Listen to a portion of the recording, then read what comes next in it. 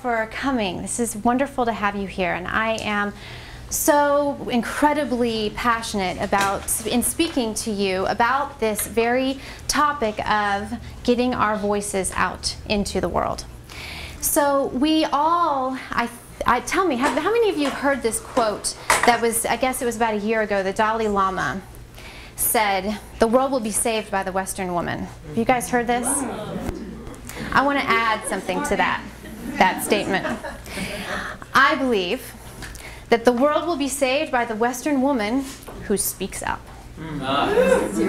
Yeah. And the amazing thing about the times that we're in, and we know, I mean, these are really fascinating times that we're in terms of a lot of the major concerns that are going on in terms of the environment, in terms of our health, in terms of war. I mean, there's just so much stuff that's going on, and there's this sense of urgency that I think a lot of people feel and tap into. And the amazing thing is that we are at this moment in time where we have the ability, because of the internet, to put our voices out there and our message and our work as much as we desire.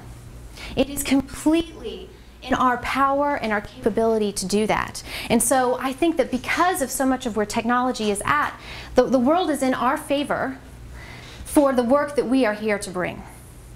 And it absolutely takes us owning the incredible value and the importance of our voices and our message and our work in the world, and learning what to do with the intensity of, I guess I would say, as most people share it with me, of the fear or the nervousness or the resistance that can come up in having us feel like held back in doing that.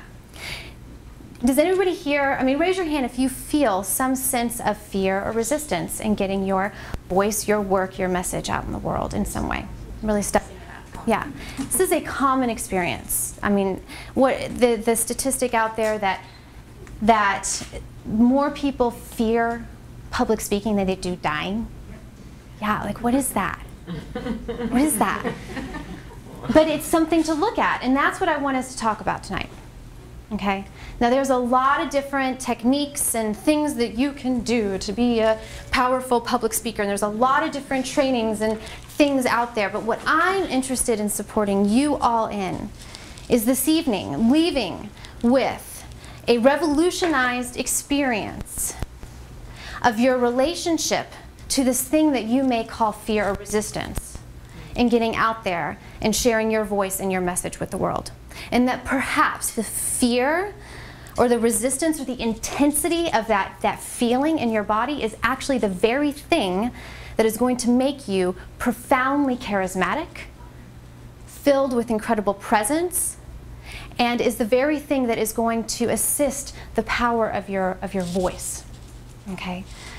So let's get to the heart of what is this thing, this fear of whether it's public speaking or getting in front of a video camera or doing a sales presentation, putting out a blog post. I mean, like sometimes, I mean, I've been there. I've been like afraid to write a Facebook post sometimes, you know? It's like, is that the right thing? What are people gonna say? I've like written them and I've deleted them right away, you know? Has anybody else done that? Okay, good. I'm not the only psycho. Oh, you're in good company. But there is an experience in our body in that moment, right? Of before we go on stage or do these things where we're putting our voice out there, our body out there, we're about to say something that is really palpable. And I hear a lot of people describe it as fear, incredible nervousness, a sense of shame. Does anybody experience this? Do you know what I'm talking about? This feeling in your body? Okay, you know that I'm going to totally misquote it. There's a quote by Marianne Williamson. And if someone here absolutely knows it by their heart, I would love to have you say it because I'm going to accidentally chop it up. It's something to the extent of it's not our fear of being rejected, but it's our very light that we fear the most, yeah? It's this fear of being seen that is so intense for us.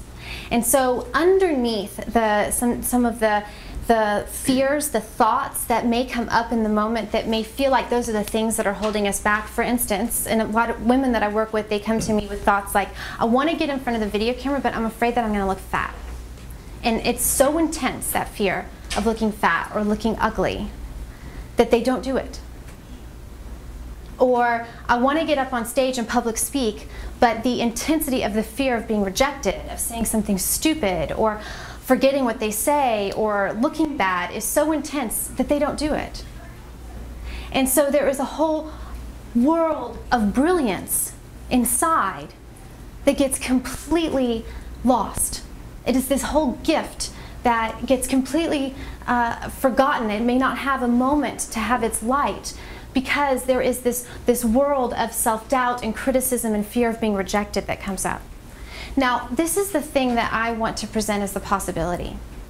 Perhaps the fears that come up of being rejected, or the deep self-conscious worries and shame that comes up, maybe that is not the biggest thing to work on to free us up to share our voices. I sometimes think that there's value in working on some of those things. Fear of rejection, fear of looking bad, our fears about our body, all that kind of stuff. But sometimes I think you can get into process analysis, process paralysis. And I think that there is a possibility there's something more core and deeper to look at as the thing that would actually have your mind go into that space. That would have the mind sort of flip out on itself, right? And have you turn on yourself in some way to hold you back.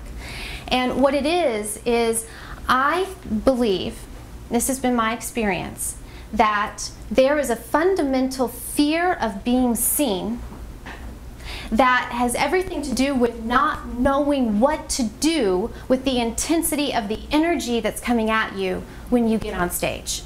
Not knowing what to do with the intensity of energy that's coming at you when you get in front of a video camera. It's so not, it's like so subconscious. It's happening in a realm of existence that we don't normally think about. And so our body mind gets into a way of, oh my gosh, there's all this energy coming at me, but you're not thinking that. But what's actually going on is like, okay, I've got to deal with this intensity of energy coming at me, and it turns on itself to try to protect you in some way. Okay? Because it has all of this energy it doesn't know how to relate with. And what I mean when I say that is that, for instance, when I come up on this stage and I'm standing here, I don't know how many of you are, but all of your eyes are on me right now. There's so much energy coming at me right now, just right here. And it's intense. It's really intense. It's a palpable thing. There's just so much energy coming at us right here.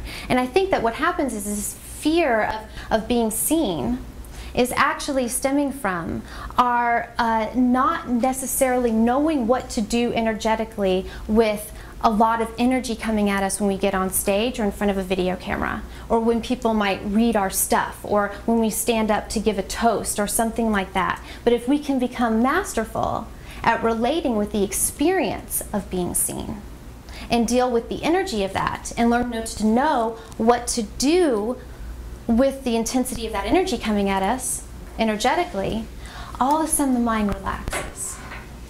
There's space. There's no worry about saying the wrong thing. There is no worry about looking bad. There's no worry about being rejected. There's just space. There is just total receiving of all of this energy coming at us. And this is, I think, at the very core of when we talk about like this feminine, our feminine essence, and our ability, like our part of our power in that is the ability to really receive, yes? And to be able to take it in and to know what to do with it and then how to give it back with grace energetically. My experience is that, and I'm going to work on this with a few women tonight, there are some very simple things that you can do with your attention and your awareness that allow you to be in front of people or in front of a video camera and be masterful with this experience of just taking it all in and then giving it right back out. And what you have is pure presence. and a relaxing in your mind and a relaxing in your body, and that is the environment in which the authentic nature of your voice can come out fully. Ooh.